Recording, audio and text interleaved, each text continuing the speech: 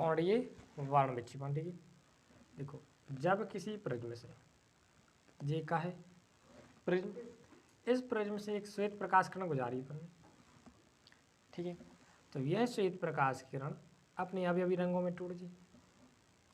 सबसे ऊपर कौन सी रहे? लाल, सबसे नीचे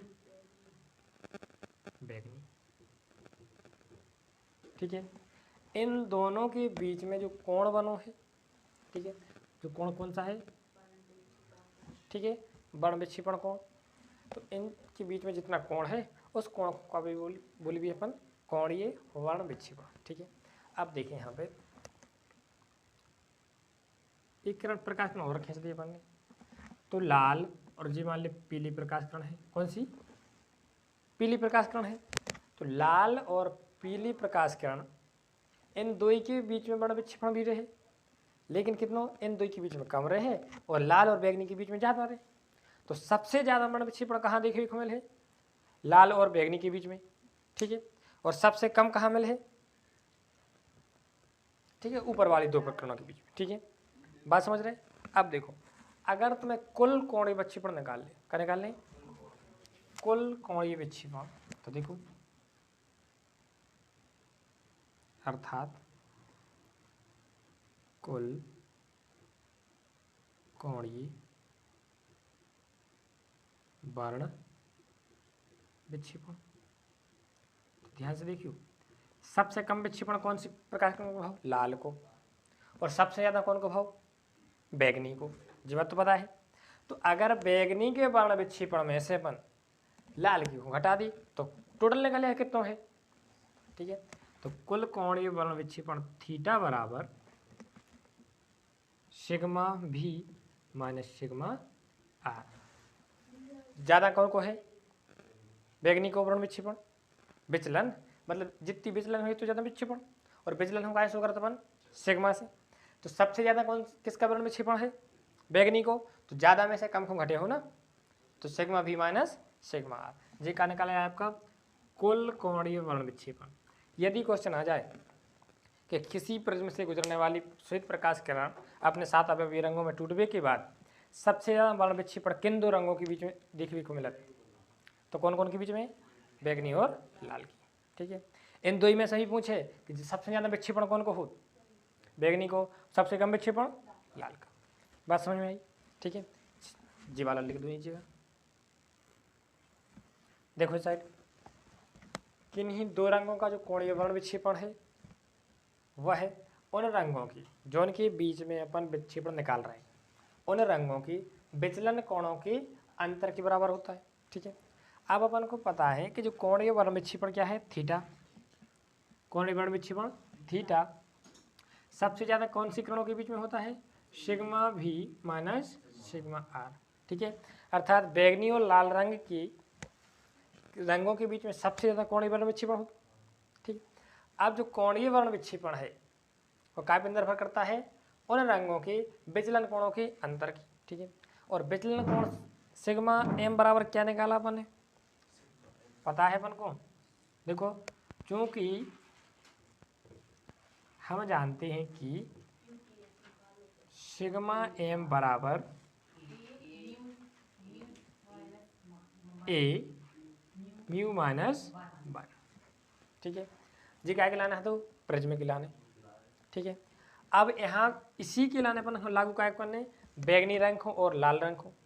अगर बैंगनी रंग के लाने लिखें इसी को, तो देखो सिग्मा भी बराबर ए म्यू माइनस 1। ठीक है, ए का है प्रिज्म कोण, ठीक, और म्यू क्या है? प्रिज्म का अपवर्तनांक, बताया था कल।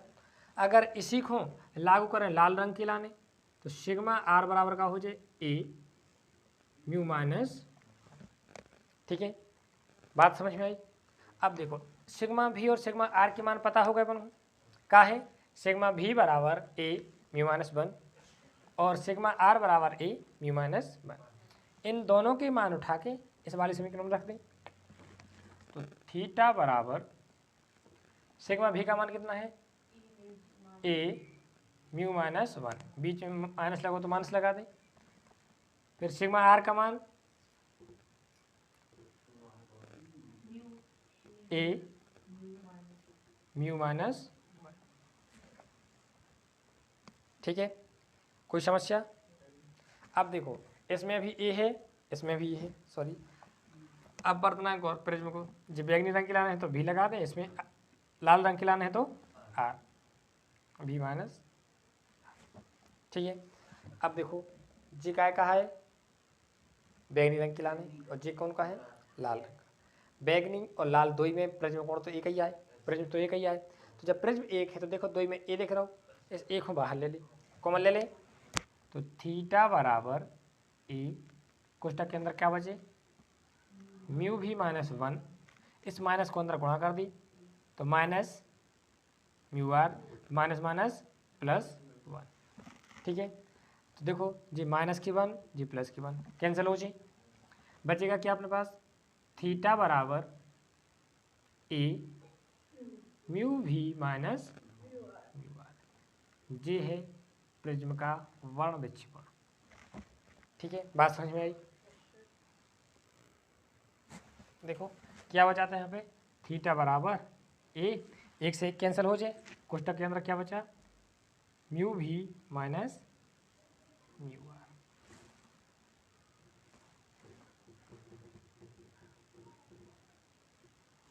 ठीक है, निकाल सकते हैं। देखो इस साइड जो कोणीय वर्ण विक्षेपण है जो काय काय पे निर्भर कर रहा हूँ, प्रिज्म की कोण पे और प्रिज्म के अपवर्तनांक पे, ठीक है। तो क्या लिखे प्रभावित करने वाले कारक, कौन कौन से कारक कोणीय वर्ण विक्षेपण को प्रभावित करत, तो देखो नंबर 1 प्रिज्म कोण,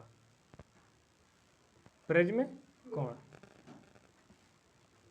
अगर देखो जो थीटा है जी प्रिज्म कोण ए से समानुपाती में, और समानुपाती का मतलब है कि अगर प्रिज्म कोण को मान बड़े हो तो थीटा का मान भी बढ़े, बात समझ रहे? तो प्रिज्म कोण क्या लिख सकते इसमें अपन कि जब प्रिज्म कोण का मान बढ़ाया जाए या प्रिज्म कोण का मान अधिक होता है तो कोणीय वर्ण विक्षेपण का मान भी अधिक होता है, ठीक है। मतलब प्रिज्म कोण ए जब बढ़ेगा तो कोणीय वर्ण विक्षेपण थीटा भी बढ़ेगा, ठीक है। दूसरा पॉइंट देखिए माध्यम का अपवर्तनांक या प्रिज्म का अपवर्तनांक, प्रिज्म का अपवर्तनांक, ठीक है। अब देखो थीटा और अपवर्तनांक में भी वही रिलेशन है, कौन सो समानुपाती वालों, अगर अपवर्तनांक को मान बढ़ेगा तो वर्ण विक्षेपण को मान ही बढ़े, तो अपन का लिख सकत प्रिज्म का अपवर्तनांक यदि बढ़ेगा, बढ़ेगा मतलब ठीक है, तो थीटा का मान ही बढ़ेगा, थीटा का मान कौन खुश करत कोणीय वर्ण विक्षेपण, दोनों पॉइंट समझ गए। प्रिज्म कोण का मान बढ़ेगा तो वर्ण विक्षेपण का मान बढ़ेगा, प्रिज्म के अपवर्तनांक का मान बढ़ेगा तो वर्ण विक्षेपण का मान बढ़ेगा, ठीक।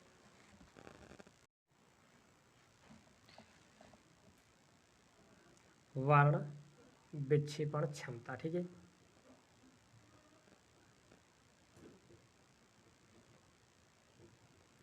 क्या कहला जी कोई भी दो किरणों को का कोणीय वर्ण विक्षेपण, कोने भी दो किरणों को, और सबसे ज़्यादा अपन कौन सी दो किरण यूज करत लाल और बैगनी, ठीक है। तो किन्हीं दो किरणों का कोणीय वर्ण विक्षेपण और मध्य किरण का विचलन, क्या लेने तुम्हें दो किरणों को कोणीय वर्ण विक्षेपण और बीच की किरण को विचलन, इन दोनों के अनुपात को क्या बोलत कोणीय वर्ण विक्षेपण क्षमता या वर्ण विक्षेपण क्षमता, ठीक है। देखो किन्हीं लिख दीजिए किन्हीं दो रंगों का कोणीय वर्ण विक्षेपण, ठीक है। अनुपात कौन का लेना मध्यकिरण का, ठीक है। तो मध्यकिरण कौन सी है आपकी पीली लिखा ना अपन, ठीक है।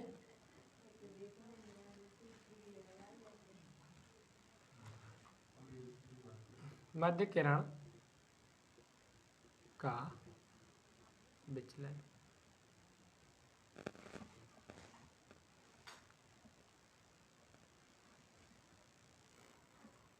देखिए साइड, वर्ण विक्षेपण क्षमता का है आपकी ओमेगा बराबर किन्हीं दो रंगों का कोणीय वर्ण विक्षेपण का कहलात थीटा वटे मध्यकरण का विचलन, मध्यकरण मतलब पीली और विचलन मतलब सिग्मा। जी हाँ जी, क्योंकि अपन जानते हैं कि जो थीटा अर्थात कोणीय वर्ण विक्षेपण है जी बराबर किसके होता है, सिग्मा भी माइनस सिग्मा आर के, जानते हैं अपन। अब सिग्मा भी और सिग्मा आर को मान रख दे तो ओमेगा बराबर सिग्मा भी minus sigma r upon sigma y. ठीक है, इतनी बात क्लियर।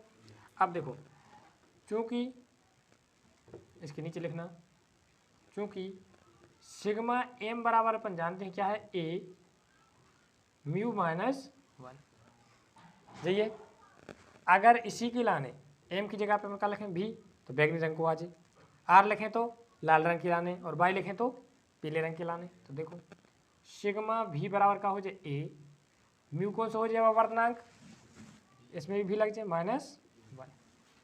ठीक है, अगर इसी को काय के लाने लागू करें, आर के लाने, तो sigma r a mu r -1। ठीक है, इसी को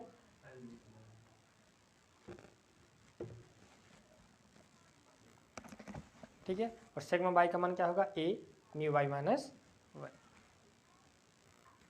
देखो इसमें मान रख दें, हम इन तीनों की मान पता है। देखो सिग्मा भी बराबर ए म्यू भी -1, सिग्मा आर बराबर ए म्यू आर -1, सिग्मा बाई बराबर ए म्यू बाई -1, तीनों के मान पता है। ठीक है, तीनों की वैल्यू रख दें तो डब्लू मतलब सॉरी ओमेगा बराबर सिग्मा भी की जगह पे क्या है अब ए म्यू भी -1। ठीक है, यहाँ पे माइनस लगो, यहाँ पे भी लगा दें, फिर ए म्यू आर -1। कोई दिक्कत, येलो कलर को भी मान रख दे तो सिग्मा बाई के मान कितना है, ए म्यू वाई -1, तो ए म्यू वाई -1। ठीक, कोई दिक्कत। यहाँ से देखो इसमें भी ए है, इसमें भी ए है, एक बाहर ले लें ऊपर, तो ओमेगा बराबर ए म्यू भी -1 फिर माइनस म्यू आर -1। जी बचा, नीचे क्या बच गया, ए म्यू वाई -1। ठीक है, अब देखो जे ए से जी वाला ए कैंसिल हो जाए, अपने पास बच क्या जाएगा,